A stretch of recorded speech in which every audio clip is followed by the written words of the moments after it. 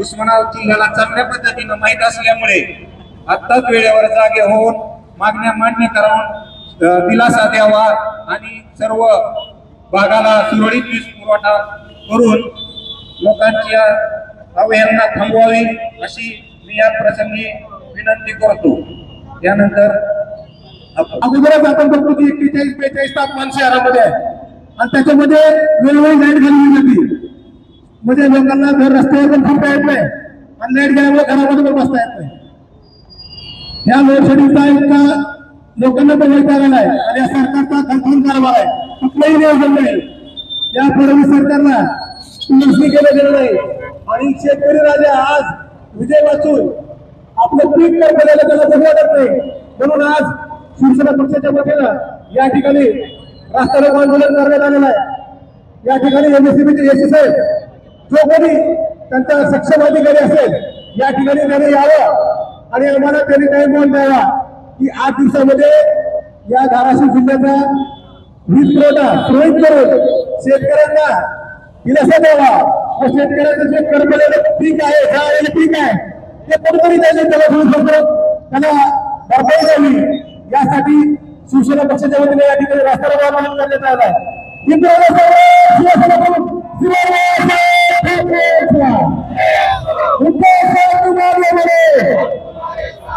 आदित्य साहेब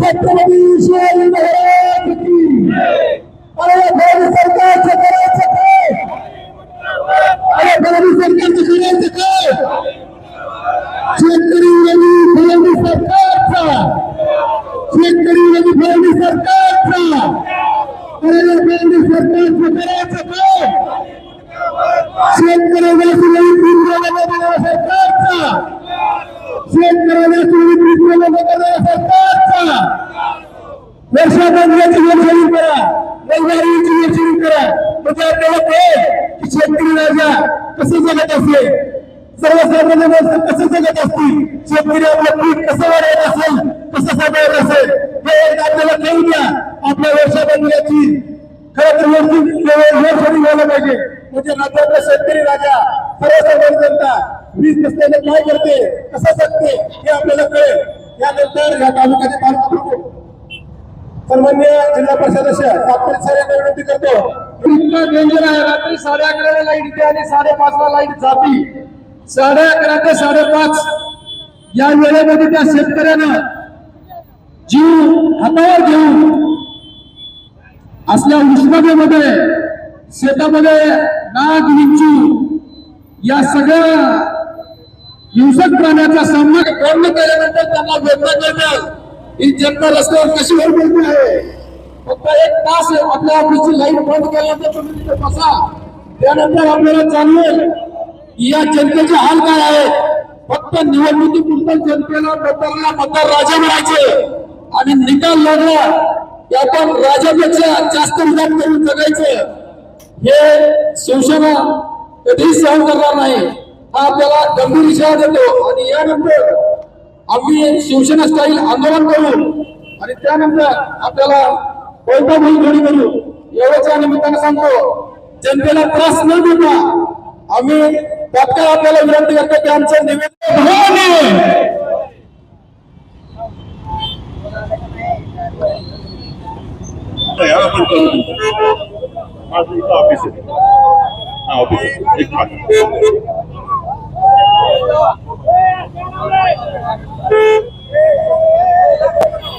सर्व सन्माननीय शेतकरी बंधूंनो आणि जनता, लोड शेडिंग परवा अचानक आली होती, त्यामुळे आपल्याला अचानक लोड शेडिंग म्हणजे इमर्जन्सी लोड शेडिंग करावी लागली होती। तशी वेळ पुन्हा येऊ नये यासाठी वरिष्ठ पातळीवर कारवाई करण्यात येत आहे आणि संध्याकाळच्या वेळेस कमीत कमी अतिशय न गणल्या लोड शेडिंग कशी होईल याच्या बघण्यात येणार आहे। राहिला प्रश्न संध्याकाळी 6 ते 10च्या दरम्यान सिंगल फेज चालू राहील. फक्त 2 फेजचे जे आहे ते आपल्याला चालू करता येत नाही. सिंगल फेज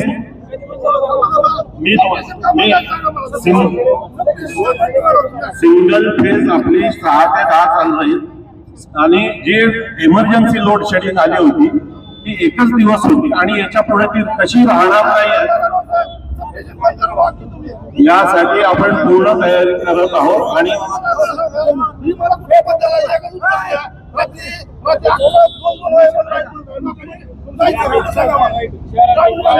परवा एक दिवस इमर्जन्सी लोड शेडिंग आली होती. एक दिवस लोड शेडिंग आली होती. इमर्जन्सी लोड शेडिंग होती ती आता पूर्ण होणार नाही. याच्या वरिष्ठ पातळीवर देखील कारवाई होत आहे. नाही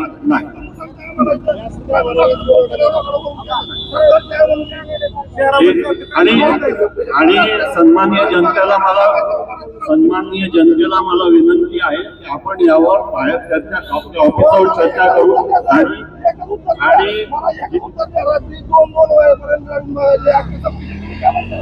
एकच दिवस झालं होतं पण शनिवारची रात्र होती फक्त. यापुढे नंतर होणार नाही याची आम्ही याच्या पुढे होणार नाही याची आम्ही काळजी घेतो.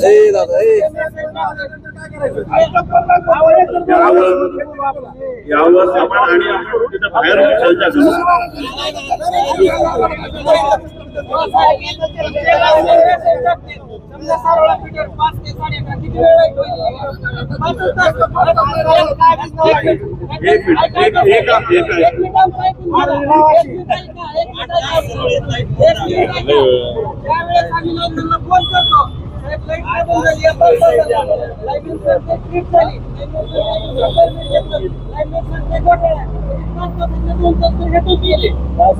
यासाठी पूर्ण 12 तास नाही आपण 8 तास द्यायला बांधलेलो. आपण 8 तास द्यायला बांधलेलो. आपण 8 तास देणार आणि तुमचे वैयक्तिक लेवलचे जे पण आहेत ते आपण ऑफिसमध्ये चर्चा करू आणि याचे सगळे प्रॉब्लेम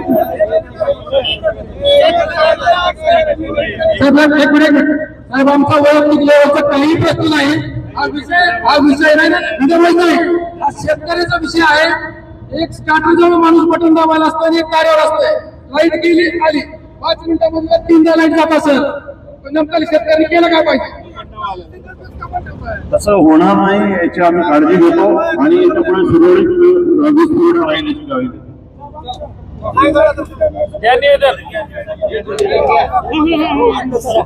आताच्या आहे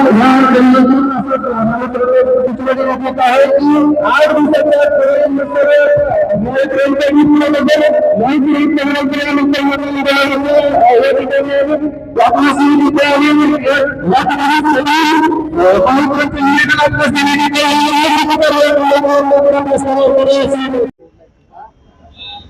MSCB ऑफिस समोर त्या MSCB ऑफिसच्या गेटला कुलूप लावून रास्ता रोकोचं आंदोलन केलेलं आहे.